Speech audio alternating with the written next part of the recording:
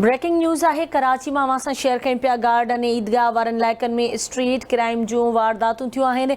ईदगाह police फ़ौरन सां मुक़ाबिलो कयो जंहिंमें हिकु फ़ोरू मारिजी वियो। अहम ख़बर है तव्हांखे ॾींदा हलूं। कराची में गार्डन ऐं ईदगाह वारनि इलाइक़नि में स्ट्रीट क्राइम जो वारदातूं पेश आयूं आहिनि। ईदगाह पुलिस फ़ौरन सां मुक़ाबिलो थियो आहे, हिकु फ़ोरू मारिजी वियो आहे। अहम ख़बर है तव्हांखे कराची में ॾियूं पिया। गार्डन ऐं ईदगाह वारनि इलाइक़नि में स्ट्रीट क्राइम जो वारदातूं पेश आयूं आहिनि। ईदगाह पुलिस जो फ़ौरन सां मुक़ाबिलो थियो, मुक़ाबले में हिकु फ़ोरू मारिजी वियो आहे। ब्रेकिंग न्यूज़ है। कराची में गार्डन ऐं ईदगाह वारनि इलाइक़नि में स्ट्रीट क्राइम जूं वारदातूं थियूं आहिनि।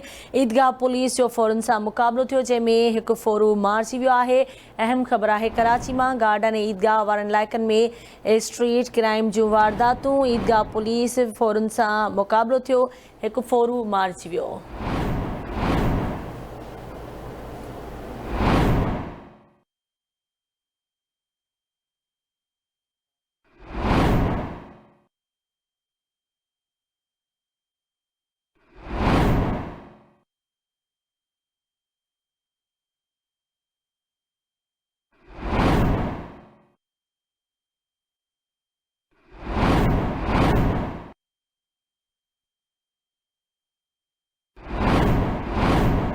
पूरो